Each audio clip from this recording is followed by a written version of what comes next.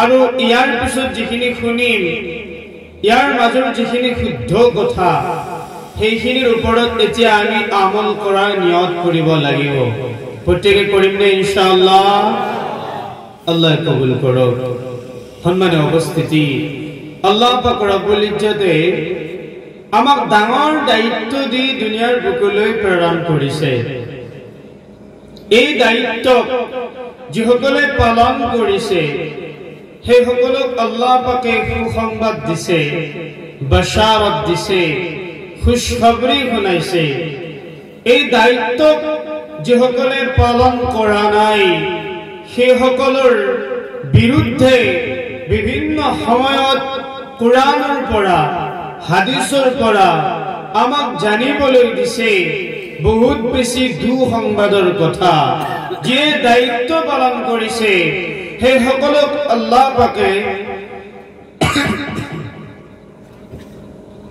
সুসংবাদ জান্নাত দিম বুলি কৈছে আৰু যিসকলে দায়িত্ব পালন কৰা নাই তেওঁলোকৰ প্ৰতি দুঃসংবাদ জাহান্নামৰ ঘোষণাও কৰিছে এই দায়িত্ব দিয়াৰ পিছত আল্লাহ পাকে সকলোবোৰ বস্তুক বুজিব পৰাকৈ আমাক ক্ষমতা দিছে হিম্মত দিছে শক্তি দিছে জ্ঞান দিছে বিবেক বুদ্ধি দিছে আকল দিছে জেহেন দিছে এই আকলৰ দ্বাৰা এই জ্ঞান বুদ্ধিৰ দ্বাৰা এই বিবেকৰ দ্বাৰা আমি চিন্তা কৰিব পাৰো আমি সিদ্ধান্ত লব পাৰো আমি ভুল কাম কৰিম নে ভাল কাম কৰিম আমাক দিয়া বিবেকৰ দ্বাৰাই আমি চিনিব পাৰো ভাল কোনটো বেয়া কোনটো আমি আমাৰ বিবেকৰ দ্বাৰাই যদি সিদ্ধান্ত লও আমি ভাল কৰিম বুলি তেন্তে আমাৰ ফলাফল ভাল হ'ব বুলি কোৱা হৈছে আৰু যদি আমি চিন্তা কৰো ভুলক আকোৱালি লোৱাৰ বেয়াক আকোৱালি লোৱাৰ তেন্তে আমাৰ পৰিণামো বৰ বেয়া হ'ব বুলি উল্লেখ কৰা হৈছে পবিত্ৰ কোৰাণে কয় ফালহামাহা ফুজুৰাহা ওয়া তাকওয়াহা তোমালোকৰ বাবে দুটা ৰাস্তা এটা নেকিৰ ৰাস্তা এটা পাপৰ ৰাস্তা এতিয়া তোমালোকক দিয়া জ্ঞান বিবেক বুদ্ধিৰ দ্বাৰাই তোমালোকে সিদ্ধান্ত লবা ভালটোক আকোৱালিবা নে ভুলটোক আকোৱালিবা যিটোকে আকোৱালি লোৱা হ'ব সেইটোৰ ওপৰতেই ডিপেন্ড কৰি কালি আল্লাহ পাক ৰব্বুল ইজ্জতে আমাৰ ফয়সালা কৰিব হয়তো জান্নাত নতুবা জাহান্নাম হয়তো শান্তি নতুবা অশান্তি এতিয়া আমি মুমিন হও আমাৰ দায়িত্ব এইখিনি সময়ত এইটোই হ'ব ক্বালু সামি'না ওয়া আতা'না আমি যি শুনিম শুদ্ধ যদি হয় তেন্তে ইয়াক মানিম মানিবলৈ প্ৰস্তুত আছো ইনশাআল্লাহ মাশাআল্লাহ এতিয়া আমি মুমিন আমাৰ ডাঙৰ দায়িত্ব আছে আল্লাহে দিয়া দায়িত্ব ইয়াত থকা সকল বা ইয়াত নথকা সকল যিমানবোৰ পৃথিৱীৰ বুকুত মুসলিম আছে ইসলাম মাননেৱালা ইসলামক আকোৱালি লওতা আছে এই সকলক মুসলিম বুলি কোৱা হৈছে যিয়ে ঈমান আনিছে তেওঁলোকক মুমিন বোলা হৈছে মুসলিমেই মুমিন মুমিনেই মুসলিম কোনোবা ঠাইত মুমিন বুলি গুৰুত্ব আৰোপ কৰা হৈছে কোনোবা ঠাইত মুসলিম বুলি গুৰুত্ব বুজোৱা হৈছে পবিত্ৰ কোৰাণৰ এনেকুৱা 89টা স্থান আছে যি 89টা স্থানত আপোনাক মোক মুমিন বুলি কৈছে ঈমানৱালা বুলি কৈছে আল্লাহ আৰু বিভিন্ন স্থানত আল্লাহ পাক ৰব্বুল ইজ্জতে আমাক মুসলিম নোহোৱাকৈ মৃত্যুবৰণ কৰিবলৈ মানা কৰিছে মুমিন মুসলিম 89টা স্থানত আল্লাহ পাকে আমাক কৈছে ইয়া আইয়ুহাল্লাযীনা আমানু হে ঈমানদাৰ সকল হে মুমিন সকল আমাক আল্লাহ মুমিন বুলিছে যদি ঈমান অনাৰ পিছত কোনোবাই জুৱাৰী হল সেইজনকো ঈমানদাৰ বুলিছে আল্লাহ মুদাহি সেইজনকো ঈমানদাৰ বুলিছে আল্লাহ ফুটখৰ মদখৰ জুৱাৰী ব্যভিচাৰী জিনাকাৰী যিমানবোৰ যি হৈ গৈছে তাৰ পিছত আল্লাহ পাকে ঈমানৱালা বুলি উল্লেখ কৰিছে, সম্বোধন কৰিছে। কোনো ঠাইতে হে মদাহি মুছলমান বুলি কোৱা নাই, এই জুৱাৰী মুছলমান বুলি কোৱা নাই, এই বেনামাজি মুছলমান বুলি কোৱা নাই। য'ত কৈছে তেতিয়া আল্লাহ পাকে ইমানদাৰ বুলি কৈছে। কিয় ইমানদাৰ বুলি ক'লে? কাৰণ আমি ঈমান আনিছো।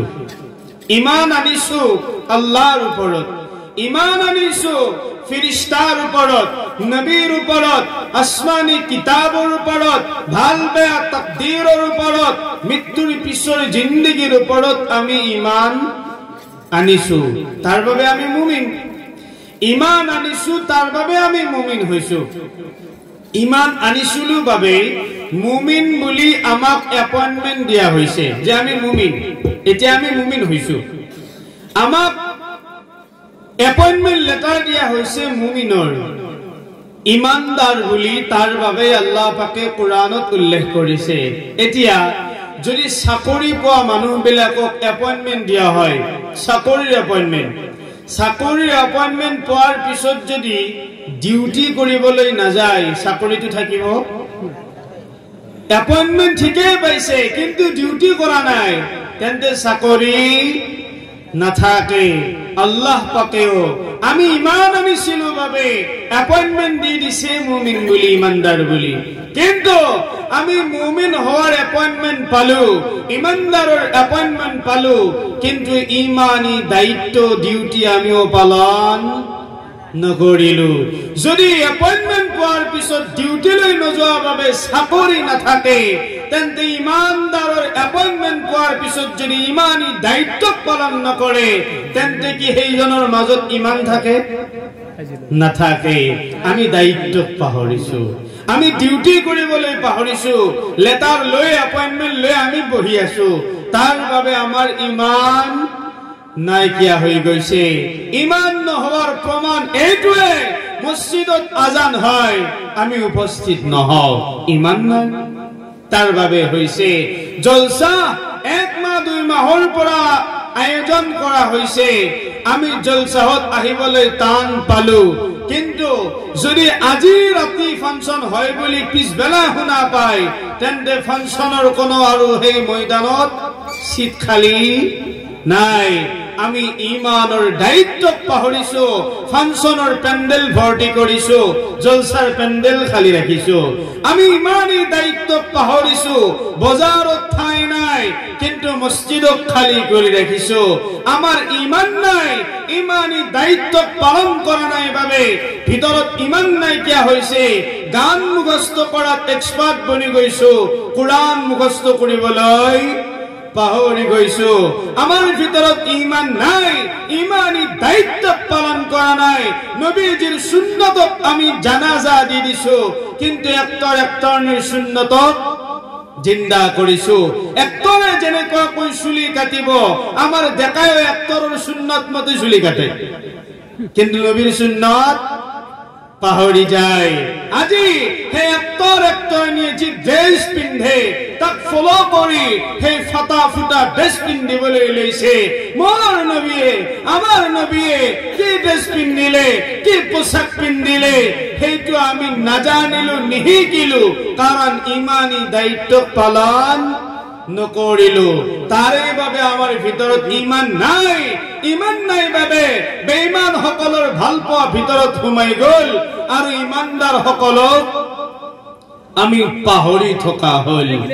আৰু যদি এই অৱস্থাত আমাৰ মৌত হৈ যায়, য'ত আমাৰ ইমান নাই, য'ত আমাৰ ইমানেই নাই, তেন্তে আমি জান্নাতত যাব পাৰিম? নোৱাৰিম। জান্নাতটো সৰুৰ ঘৰৰ বস্তু নহয়, যৌতুকৰ বস্তু খুজিলেই দিব নাপাব। ইমান সহজ নহয়, কিন্তু ইমান মুশকিলো নহয়, ইমান মুশকিলো নহয়। আমি চেষ্টা কৰিব লাগে মাত্ৰ। আমি চেষ্টা কৰিম, বৰকত দিব কোনে? আল্লাহ পাকে। আমি চেষ্টা কৰিম, আল্লাহ বৰকত দিব। আমি আগবাঢ়িম, আল্লাহ ৰহমত দিব। আমি ঈমান অনাৰ চেষ্টা কৰিম, আল্লাহ পাকে আমাক প্ৰকৃত ঈমানদাৰ বনাব। আজি আমাৰ পাৰ্থক্য আকাশ পাতাল হৈ গৈছে। সাহাবা ঈমানদাৰ, আমিও ঈমানদাৰ। সাহাবার যে আল্লাহ, আমার কি হে আল্লাহ নহয়? আমার হে আল্লাহ। সাহাবার যে নবী, আমার কি বেলেগ নবী? আমারও হে নবী। সাহাবাই যে কোরআন মানিছিল, আমি কি বেলেগ কোরআন পড়ো? সব একে, কিন্তু পাৰ্থক্য হৈছে ঈমানৰ আদৰ্শৰ, আমলৰ পাৰ্থক্য। সাহাবা এনেকুৱা আছিল, সাহাবাই ৰাস্তাৰে খোজ কাঢ়িছিল, আদৰ্শ দেখিবলৈ পোৱা গৈছিল। নম্ৰতাৰ সৈতে তেওঁলোকে খোজ কাঢ়িছিল, কথা বতৰা পাতিছিল। সাহাবাৰ যি চৰিত্ৰ, সাহাবাৰ যি আদৰ্শ, সেই চৰিত্ৰ, সেই আদৰ্শ আমাৰ মাজত আজি পাবলৈ নাই। জানেনে, সাহাবাক দেখি তেতিয়া যিসকল খ্ৰীষ্টিয়ান ভাই আছিল, ইহুদী আছিল, খ্ৰীষ্টিয়ান আৰু ইহুদীসকলৰ একাংশই চিন্তা কৰিছিল, কোন মানুহ এইবোৰ, ইমান সুন্দৰ কথা বতৰা, ইমান সুন্দৰ খোজ কাটাল, ইমান সুন্দৰ চলন ফুৰণ, অথন উঠন বহন ইত্যাদি, ইমান সুন্দৰ আখলাক কোনে শিকাইছে? কোনোবাই কৈ দিছিল, এইসকল নবী মুহাম্মদুৰ ৰাসূলুল্লাহ সাল্লাল্লাহু আলাইহি ওয়াসাল্লামৰ ছাত্র হয়, সাহাবা। সাহাবা হয়, সেই সাহাবা মুসলমান, আমি মুসলমান নহয়। সেই সাহাবা ইমানদার, আমিও ইমানদার। সাহাবা মুসলিম, আমিও মুসলিম। সাহাবা সুন্নতক বুঝে, আমিও সুন্নতক বুঝো। সাহাবা নিজের মালিক রব আল্লাহ বলি জানে, আমিও আমার মালিক রব আল্লাহ বলি জানো। কিন্তু তেওঁলোকৰ আদৰ্শ আৰু আমাৰ আদৰ্শৰ কোনো মিল নাই। সেই সাহাবাক দেখি খ্ৰীষ্টিয়ান ইহুদী সকলে কৈ উঠিছিল, হায় হায় কুনু মিথলানা, ইমান সুন্দৰ চৰিত্ৰ, তেওঁলোকৰ দৰে যদি আমিও হ'ব পাৰিলো হয়। সাহাবাক দেখি তেতিয়া অমুসলমানে সাহাবাৰ দৰে হোৱাৰ ইচ্ছা কৰিছিল। এতিয়াৰ মুছলমানক দেখি কোনো অমুসলমানে আমাৰ দৰে হোৱাৰ ইচ্ছা কৰে? মুঠেই নকৰে, আমাক ঘৃণাহে কৰে, বেয়া পায়। কিয় বেয়া নাপাব? আজি যদি কাৰোবাৰ গোহালিৰ পৰা গৰু চুৰি হৈছে, তেন্তে কোনে কৰিছে? মুছলিমে কৰিছে। অধিকাংশ, চব নহয়, বেছিখিনিয়ে মুছলিমে কৰি পেলাইছে।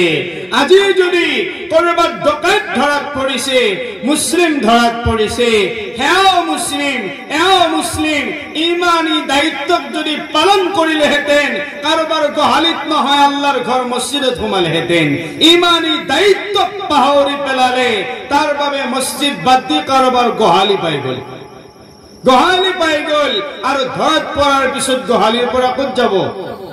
জেইল, লকাপত। মান সন্মান থাকিল? নাথাকিল। মুছলিম, এও মুছলিম, পাৰ্থক্য হৈছে কৰ্মৰ। এই কৰ্মৰ পাৰ্থক্য হৈছে বাবে আমাক ঘৃণা কৰা আৰম্ভ কৰিছে। কোনো অমুছলিম, কোনো হিন্দু ভাই মুছলিম বাবে আমাক ঘৃণা কোনোদিন কৰা নাই। মুছলিম বাবে ঘৃণা কোনোদিনেই কৰা নাই, নকৰে। যদি ঘৃণা কৰিছে, আমাৰ কৰ্মৰ কাৰণে কৰিছে, চৰিত্ৰৰ কাৰণে কৰিছে। চৰিত্ৰ নাই। পবিত্ৰ কোৰআন যদি আপুনি ৩৬টা পাৰা হুজুৰ আছে ইয়াত, আৰু মঞ্চত কেইবাগৰাকীও সুযোগ্য আলিম আছে। মই এগৰাকী ইছলামৰ সৰু ছাত্ৰ। কোৰআনত যদি চাই, আমাৰ নবীৰ নামাজ আমাতকৈ কমজোৰি আছিল। অলপ আৱাজ দিয়ক। আমাতকৈ কমজোৰিটো নাছিল? নাছিল। আমাৰ নবীৰ ৰোজা আমাৰ দৰে ৰোজা আছিল? নাছিল। আমি যে নেক কাম কৰিছো, ইখলাস যিমান আমাৰ কমজোৰ, আমাৰ নবীৰো কমজোৰ আছিল? নাছিল। সব শক্তিশালী আছিল। নামাজ শক্তিশালী। যেনেকুৱাকৈ আল্লাহ বিচাৰিছে, ঠিক তেনেকুৱাকৈ নামাজ কায়েম কৰিছে। বিশ্ববাসীক নামাজ শিক্ষা দি থৈ গৈছে। ৰমজানৰ ৰোজা কোনো ত্ৰুটি নোহোৱাকৈ, কোনো ভুল নোহোৱাকৈ কৰি দেখুৱাই থৈ গৈছে। কোনো কমি নাই, কোনো ভুল নাই, তিল পৰিমাণৰ ইফাল সিফাল নাই, সববিলাক ঠিক। কিন্তু কোৰআনত প্ৰশংসা আল্লাহ কৰিছে এটা বস্তুৰ, ওয়া ইন্নাকা লাআলা খুলুকিন আযীম চৰিত্ৰৰ আদৰ্শৰ প্ৰশংসা কৰিছে নবী হে আপুনি হৈছে সৰ্বোত্তম চৰিত্ৰৰ অধিকাৰী মই বয়ান কৰিব নাজানো আলোচনা কৰিছো মাত্ৰ এটা চিন্তাৰ খৰাক দিয়াৰ চেষ্টা কৰিছো মই সুবহানাল্লাহ কলে পাপ হ'ব পাপ নহয় যদি ক'ব লাগে এবাৰ ডাঙৰকৈ কওক ইনশাআল্লাহ সৰ্বপ্ৰথম আপোনালোকে সেই সকল ভাগ্যৱানৰ লিষ্টত থাকিব যিসকলে প্ৰথমবাৰ এই জমিন টুকুৰাত আল্লাহৰ কোৰানৰ বাণী শুনাৰ বাবে আহি জমা হৈছে নিজৰ বাবে এবাৰ সুবহানাল্লাহ কওক সুবহানাল্লাহ এটো ভাগ্যৰ কথা নহয় যদি কিয়ামতৰ দিনা আমলনামা উলিয়াই যদি উলিয়াই নে উলিয়াব আমলনামা উলিয়াব সবৰে উলিয়াব কোনো নাবাচিব সবৰে আমলনামা উলাব আৰু আমলনামা এনে আমলনামা হা হা মা লা ইগাদিৰু সগীৰাতাও ওয়ালা কাবীৰাতান ইল্লা আহসাহা এই আমলনামা সৰু কামটো লিখা হ'ব ডাঙৰতকৈ ডাঙৰটো লিখা থাকিব কোনোটোৱে বাদ পৰা নাই আমলনামাত এইটো থাকিব যুগৰবৰী মছজিদৰ ফিল্ডত সৰ্বপ্ৰথম জলসাখনত যি আহি জমা হৈছিল অবসৰ জলসা হ'ব পাৰে আমিতো নাথাকিব পাৰো কিন্তু প্ৰথমবাৰ ইয়াত জমা হৈ গ'ল আমাৰ হুজুৰ হযৰত মাওলানা তাজনুৰ আলী সাহেবে কৈ গৈছে আমি কৰা ভাল কাম বিলাকৰ খবৰ আল্লাহ দিবনে নাই ইয়াউমাইদিন তুহাদ্দিসু আখবাৰাহা এই জমিনে গৈ আল্লাহ কব আল্লাহ মোৰ বুকুত থাকি আপোনাৰে বান্দাই সুবহানাল্লাহ তো কৈছিল সুবহানাল্লাহ বুলি কৈছিল এই সুবহানাল্লাহৰ এই দাম ইজ্জত মৰ্যাদা বহুত বেছি কৰি দিয়া হ'ব পবিত্ৰ কোৰানে কৈছে যদি কোনোবাই এটা ভাল কাম কৰে এবাৰ ভাল কাম কৰে মা জাআ বিল হাসানাতি ফালাহু আশৰু আমসালিহা এটা ভাল কাম কৰে এবাৰ সুবহানাল্লাহ পঢ়ে তেন্তে আল্লাহ পাক ৰব্বুল ইজ্জতে 10 বাৰ সুবহানাল্লাহ পঢ়াৰ সওয়াব দান কৰে তো মই কৈছিলো আমি দায়িত্ব পালন কৰা নাই দায়িত্ব পালন নকৰাৰ বাবে এইবোৰ অৱস্থা হৈ আছে এইবোৰ হ'বলৈ গৈ আছে নবীজিৰ সাহাবাক দেখি অমুসলমানে মুসলিম হ'বলৈ বিচাৰিলে আমাক দেখি মুসলিম হ'বলৈ নিবিচাৰিলে পাৰ্থক্য হৈছে আদৰ্শৰ পাৰ্থক্য হৈছে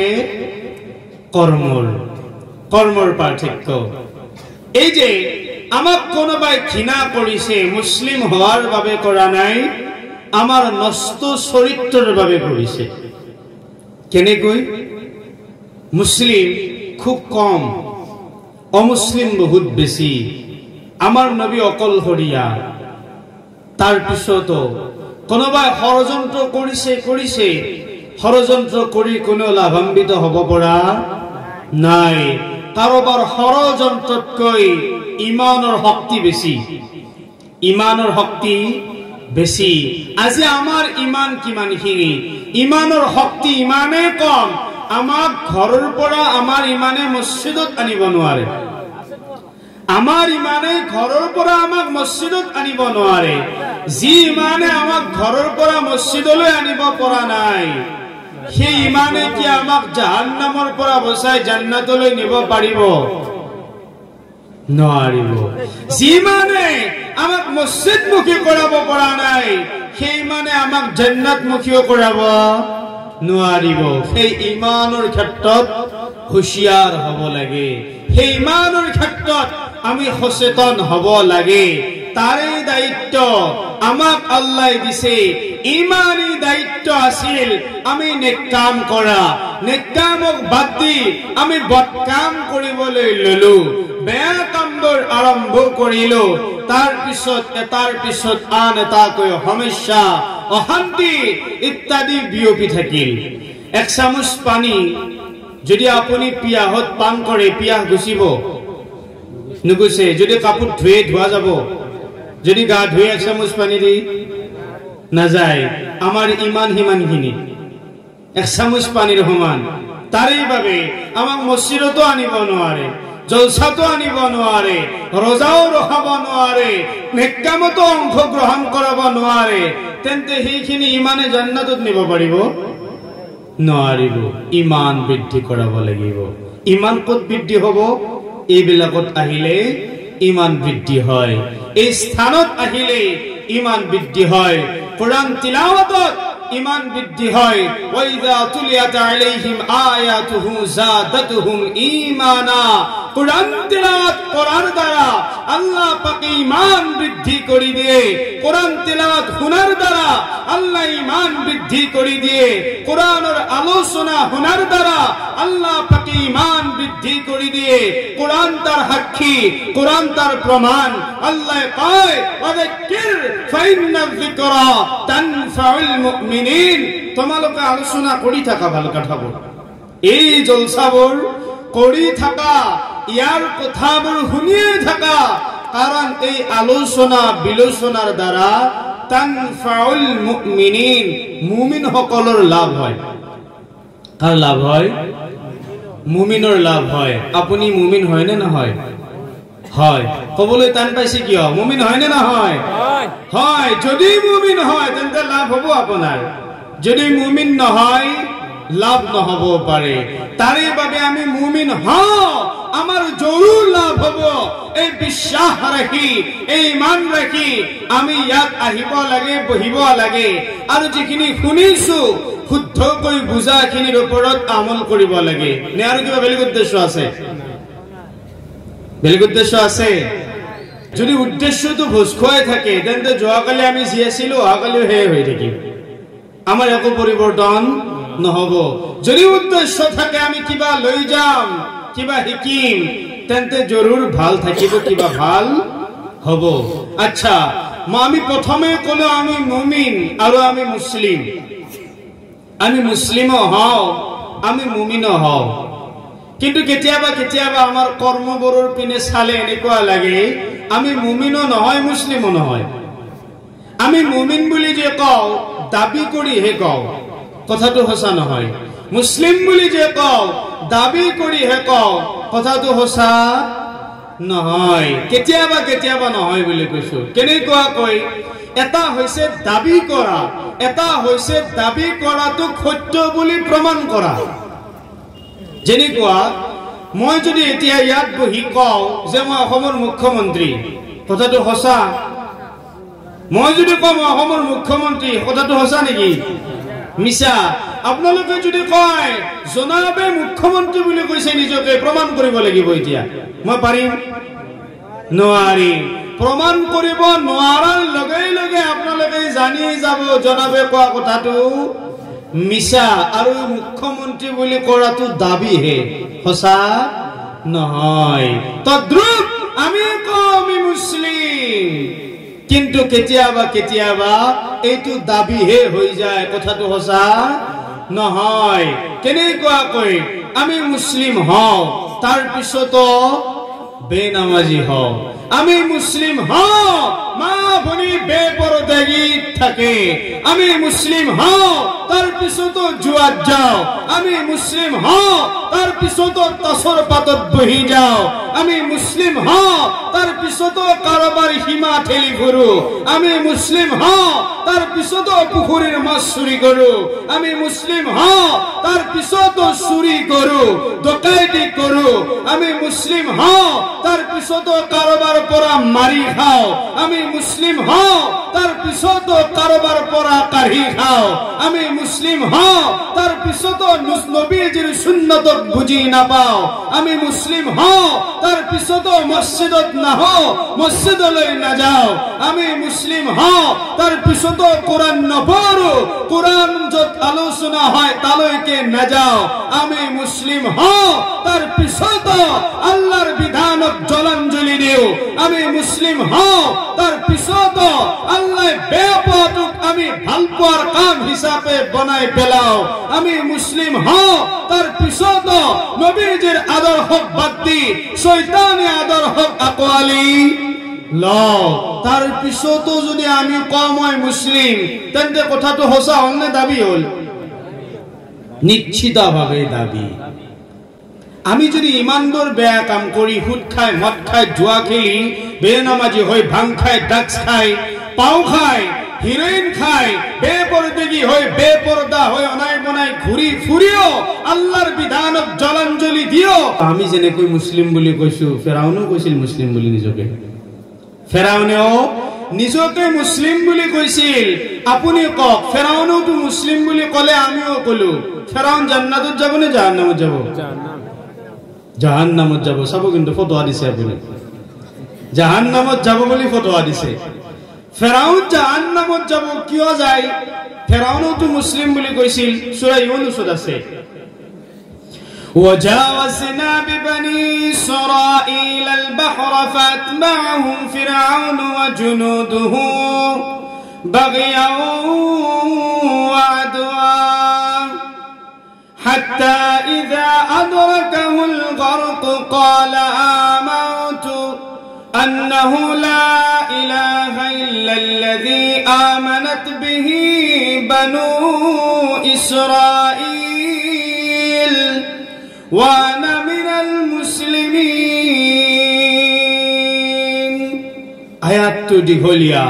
তাত কোৱা হৈছে মুসা আলাইহিস সালাম আৰু মুসা আলাইহিস সালামৰ বাহিনী মুছলিম। মুসা আলাইহিস সালামৰ বাহিনীক ফেৰাউনৰ বাহিনী খেদি লৈ গৈ আছে পিছফালৰ পৰা।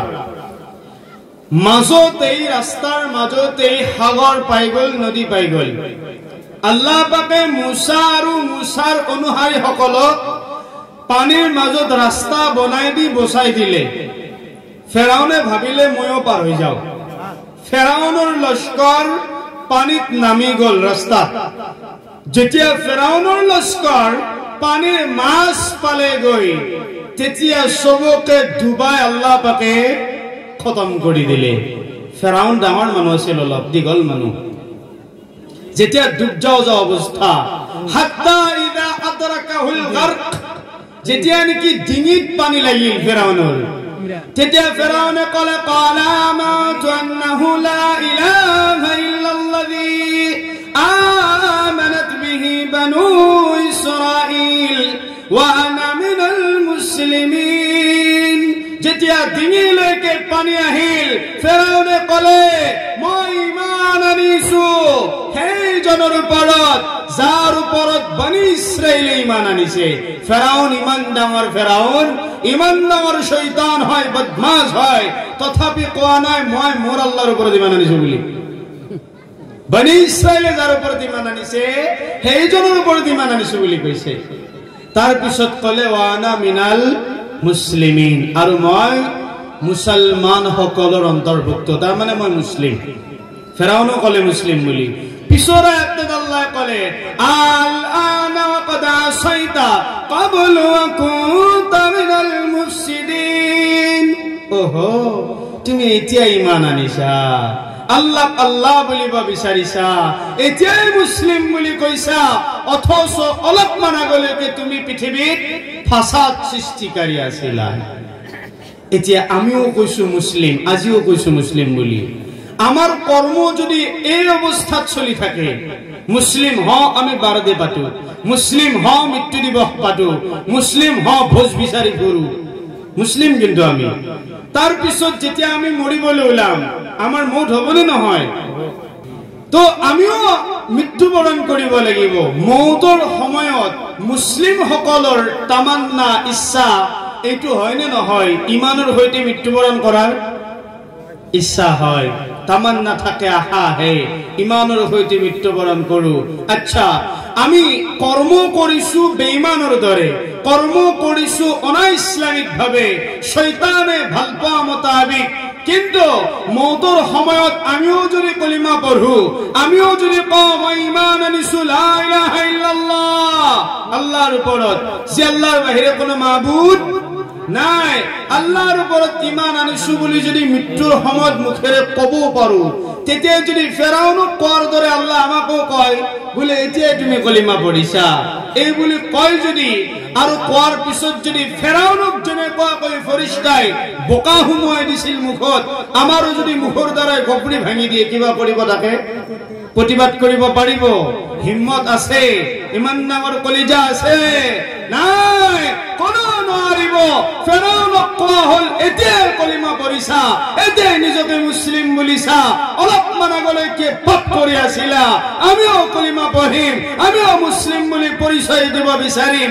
আল্লাহে যদি আমাকো ফেৰাউনৰ দৰে কয় আৰু যদি আমাকো বাকীখিনি পঢ়িবলৈ নিদিয়ে, ইমানৰ সৈতে মৌত হবলৈ নিদিয়ে, তেন্তে আমাৰ আৰু ফেৰাউনৰ বিচাৰ কি একেলগে নহব? কিবা লাভ হল মুছলিম হোৱা? নহল। নাম কে ওয়াস্তে মুছলিম হলে নচলিব, পাক্কা মুছলিম হব লাগিব। পাক্কা মুছলিম হম, কোন হিন্দু খ্ৰীষ্টান ভাই আমাক বেয়া পাব নোৱাৰে। আমি আধা মুছলিম, তাৰ বাবে আমাক বেয়া পায়। আমি আধৰুৱা মুছলিম, তাৰ বাবে আমাৰ বদনাম, তাৰ বাবে আমাৰ ওপৰত অত্যাচাৰ, তাৰ পিছত আমাৰ ওপৰত অত্যাচাৰ, জোৰ জুলুম তামামবোৰ আমাৰ ওপৰত হৈ আছে, কাৰণ আমি আধৰুৱা মুছলমান। এইখন দেশ, যিখন দেশত আমি আছো, এইখন দেশত কি হিন্দু মুছলমান আজি আছিল নে সেই কোনোবা যুগৰ পৰা আছিল? যুগ যুগ ধৰি আছিল, যুগ যুগ ধৰি। এইখন দেশ এনেকুৱা দেশ আছিল য'ত মাদ্ৰাসাত পঢ়া ছাত্ৰই এইখন দেশৰ শিক্ষামন্ত্ৰী হৈছিল। তেতিয়া দেখোন কোনেও কাকো বেয়া পোৱা নাছিল। কিয়? কোন আছিল শিক্ষামন্ত্ৰী গৰাকী? মৌলানা আবুল কালাম আজাদ ৰহমাতুল্লাহ আলাইহি। ভাৰতৰ প্ৰথম গৰাকী শিক্ষামন্ত্ৰী মৌলানা আবুল কালাম আজাদ আছিল।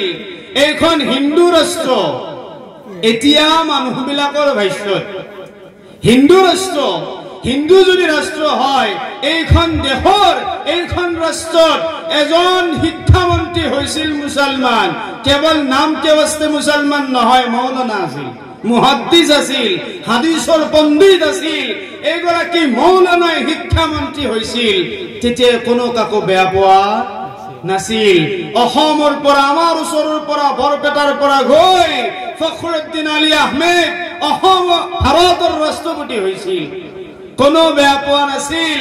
এপিজে আব্দুল কালাম গোটেই বিশ্বই যাৰ নাম শুনিলে শ্ৰদ্ধা কৰে, 56টা ডক্টৰেট ডিগ্ৰীৰ অধিকাৰী এপিজে আব্দুল কালামে ভাৰতবৰ্ষৰ 11 নম্বৰ ৰাষ্ট্ৰপতি হৈছিল, কোনো কাকো বেয়া পোৱা নাছিল। আজি আমাক বেয়া পায়, আমাৰ কোনো সেই দায়িত্বত আজি নাই। অসম বিধানসভাত অসমীয়া মুছলমান আছে এজনো? এজনো নাই। যোগ্যতা কি? বিধায়ক হোৱাৰ যোগ্যতা কাৰো নাই? হাজাৰ জনৰ আছে, হাজাৰ জনৰ যোগ্যতা জৰুৰ আছে শিক্ষাগত ভাৱে, কিন্তু ইমানি যোগ্যতা নাইকিয়া হৈ গৈছে। মৌলানা আবুল কালাম আজাদ যে মুছলমান আছিল, সেই পৰ্যায়ৰ মুছলমান আমি হ'ব পৰা নাই। কাসিম আহমদ নানুতুবি ৰহমাতুল্লাহ আলাইহি এই ভাৰতক স্বাধীন কৰাৰ বাবে গোটেই জিন্দগী ব্যয় কৰিলে। সেই মুছলমান, আমি মুছলমান একে হৈ থকা নাই। সেই মুছলমান মুছলমান হয়, তাৰ পিছতো সবে ভাল পায়, সবে মহব্বত কৰে। আজিৰ মুছলমানো মুছলমান হয়, কিন্তু সবে বেয়া পায়, সবে ঘৃণা কৰে। কাৰণ তেওঁলোকে যি ইমান আছিল, তেওঁলোকৰ যি ইমান আছিল, আমাৰ সেই ইমান নাই, তাৰ বাবে বেয়া পোৱা হৈছে। মৌলানা আবুল কালাম আজাদ থাকোতে, এপিজে আব্দুল কালাম থাকোতে ইমানবোৰ আল্লাহৰ নাফৰমানি হোৱা নাছিল যিমান আজি হৈছে। আজি বেছিকৈ হৈছে, অত্যাচাৰ আজি বেছিকৈ আহিছে। আমি কেতিয়াবা দুখ দুৰ্দশা অহাৰ বাবে আমি কাৰোবাকতো দোষ দিওঁ, চৰকাৰক দোষ দিওঁ, কেতিয়াবা কেতিয়াবা দোষ দিব পৰা ৰাস্তা থাকেও। কিন্তু কোৰআনেৰ দৃষ্টিত যদি আমি কবলৈ যাও, আমাৰ উপৰত হোৱা অত্যাচার বিলাক, জোর জুলুম বিলাক, এইবিলাক প্রথমতে সরকার দায়ী নহয়, প্রথমে আমি দায়ী। কোরআনে কয় ظهر الفساد في البر والبحر بما كسبت أيدي الناس ليذيقهم بعض الذي عملوا لعلهم يرجعون। আল্লাহ পাকে কইছে পৃথিবীর বুকুত জলভাগত আৰু স্থলভাগত যিমানবোৰ আপদ বিপদ গজব আযাব হয়, সব বিলাকে মানুহৰ হাতৰ কামাই, সব বিলাক হাতৰ কামাই বোলা হৈছে। মানুহে হাতেৰে কামাই কৰি লৈছে, তাৰ বাবে আহিছে। তাৰ বাবে আপদ বিপদ আহিছে আল্লাহ পাকে আমাৰ ওপৰত দিয়া নাই আৰু আল্লাহ কাৰো ওপৰত জুলুম নকৰে ইন্নাল্লাহা লা ইয়াজলিমু মিসকালা যাৰৰা যাৰৰা পৰিমাণৰ আল্লাহ জুলুম নকৰে যাৰৰা পৰিমাণৰ আল্লাহ পাকে জুলুম কৰা নাই আমি মুসলমান হও প্রকৃত মুসলমান পবিত্র কুরআনত আল্লাহ কই দিছে ইয়া আইয়ুহাল্লাযীনা আমানুত্তাকুল্লাহা হাক্কা তুকাতিহি ওয়া লা তামুতুন্না ইল্লা ওয়া আনতুম মুসলিমুন হে ঈমানদার সকল ইয়াতো আল্লাহ ঈমানদার বলি কইছে আমাক আল্লাহ কইছে হে ঈমানদার সকল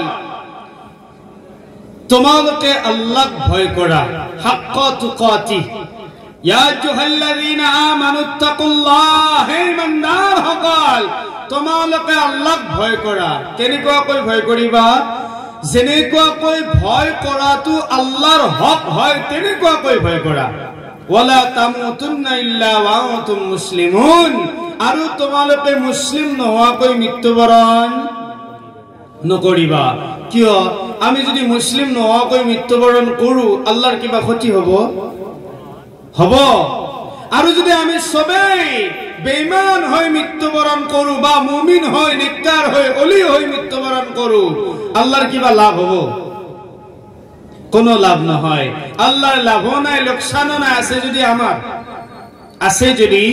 আমার আছে হয় যদি আমার হব তার পিছতো আল্লাহ কইছে তোমালোকে মৃত্যুবরণ নকৰিবা মুসলিম নোহোৱাকৈ মুসলিম আমি মুসলিম নোহোৱাকৈ মৃত্যুবৰণ কৰিবলৈ মানা কৰিছে কিয় ইমান মুসলিমৰ গুৰুত্ব মুসলিম যদি হও কাৰো ওপৰত অন্যায় আমি কৰিব নোৱাৰো নকৰিলো হেতেন আল্লাহৰ নবীয়ে কৈ গৈছে আল মুসলিমু মান সালিমাল মুসলিমুনা মিন লিসানিহি ওয়া ইয়াদি সেইজন প্ৰকৃত মুসলিম যাৰ হাত যাৰ মুখৰ পৰা হাতৰ অন্যায় মুখৰ অন্যায়ৰ পৰা আন মুসলমান নিৰাপদ সেইজন হে মুসলিম আজি আমাৰ হাত আৰু মুখৰ পৰা বেলেগ নিৰাপদ হৈছে নহয় আমাৰ হাতৰ পৰা অত্যাচাৰ পাইছে মুখৰ পৰাও মানুহ অত্যাচাৰ হৈছে আমি অত্যাচাৰ কৰিছো জুলুম কৰিছো তাৰ মানে আমি মুসলিম হয় নাই সেইকাৰণে কৈছে মুসলিম নোহোৱাকৈ মৃত্যুবৰণ নকৰিবা আল্লাহ পাকে আনিতে আয়াতত কৈছে ইয়া আইয়ুহাল্লাযীনা আমানু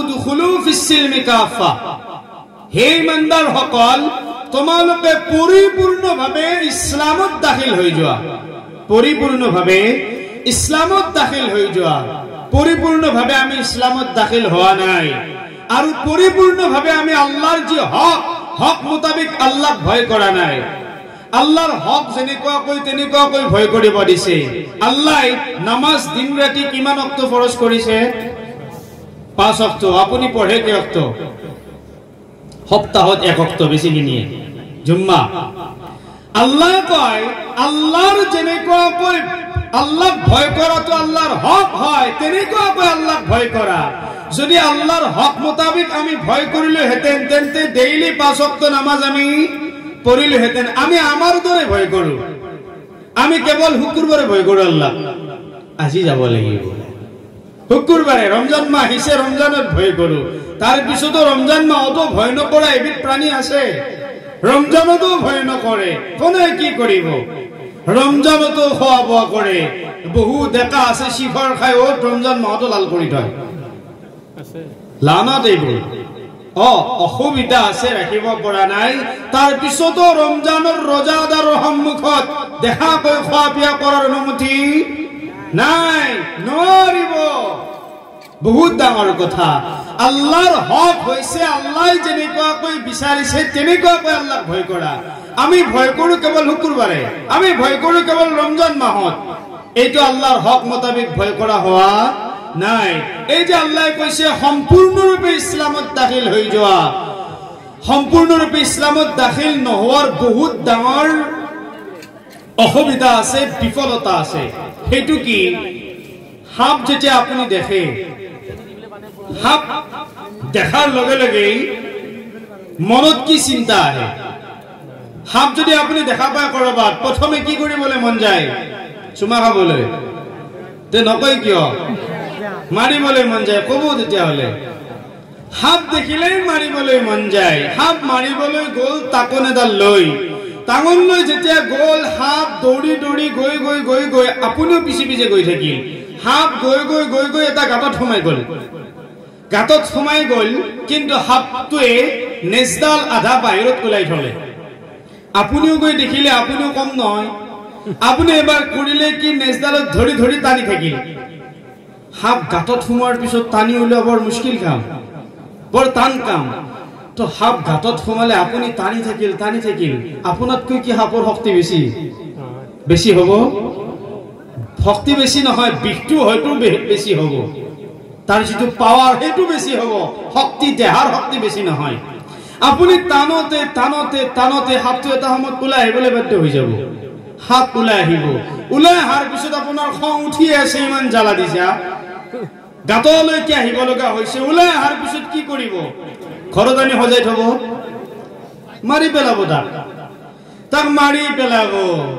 সাপটোৰ এটা ভুল হৈছে, তাৰ কাৰণে আপুনি মাৰিছে। সাপটোৰ ভুল কি জানেনে? সাপ আপোনাক দেখি দৌৰিছে, ঠিকে আছে। সাপে আপোনাৰ পৰা বচাৰ কাৰণে গাঁতত সোমাই গৈছে, ঠিকে আছিল। কিন্তু সাপটোৰ ভুল হ'ল নেজডাল বাহিৰত ওলাই থৈছিল। আধা আধা ভিতৰত, আধা বাহিৰত। সাপটোৱে যদি গোটেই দেহাটো গাঁতৰ ভিতৰত সোমাই দিলেহেঁতেন, আপুনি হাত ভৰাই আৰু সাপ উলিয়াবলৈ নগলহেঁতেন, মাৰি দিয়াৰ সম্ভাৱনা আছে। গতিকে আপুনি নাযায়, ভয় কৰে। সাপটোৰ ভুল সেইটোৱে, সম্পূৰ্ণৰূপে গাঁতত সোমোৱা নাই। আল্লাহ সম্পূৰ্ণ ইছলামত দাখিল হৈ যোৱা আমি হোৱা নাই, আমি হোৱা নাই। আমি আধা ইছলাম, আধা অনা ইছলাম। যিখিনি আমাৰ ইছলামৰ বাহিৰত, গাঁতৰ বাহিৰত আছে, এতিয়া আমাৰো শত্ৰু আছে, আছে নে নাই? শয়তান। লা তাত্তাবিউ খুতুৱাতিশ শাইতান ইন্নাহু লাকুম আদুউম মুবিন। তোমালোকে শয়তানৰ অনুসৰণ নকৰিবা, কাৰণ শয়তান হৈছে তোমালোকৰ খুল্লাম খুল্লা দুশ্মন, শত্ৰু। এই যে আমি আধা ইছলামৰ বাহিৰত আছো, শয়তানে যে সেইখিনি টানি টানি আমাকো আনি জাহান্নামত পেলাব। এইটোৱে আমাৰ ভুল, আমি সম্পূৰ্ণ ইছলামত দাখিল হোৱা নাই। এইটোৱে সাপৰ ভুল, সম্পূৰ্ণ দেহাটো গাঁতত সোমোৱা নাই। তাৰে বাবে এতিয়া আপুনি আধা সোমাই থাকিব বিচাৰে নে সম্পূৰ্ণ সোমাব বিচাৰে? সম্পূৰ্ণ যদি সোমাব বিচাৰে, তেন্তে সিদ্ধান্ত লোৱাৰ সময় আজিয়েই। যদি কালি আমাৰ মৌত হৈ যায়, এই সময় আৰু বাকী নাথাকিব। তাৰ বাবে আপুনি কোশিশ কৰক, চিন্তা কৰক, ইনশাআল্লাহ দেখিব এই যে আমি মুসলিম বুলি কৈছো, এইটো দাবী আৰু দাবী হৈ নাথাকে, এইটো সঁচা হিচাপে প্ৰমাণ হ'ব। মুসলিম হলো, ইমানদাৰ হলো, কালি নবীজিৰ পবিত্ৰ হাতত ধৰি আল্লাহৰ ইচ্ছাত আমি জান্নাতত দাখিল হৈ যাব পাৰিম। এইটো ডাঙৰ সফলতা। ইয়াতকৈ আৰু কি সফলতা হ'ব পাৰে?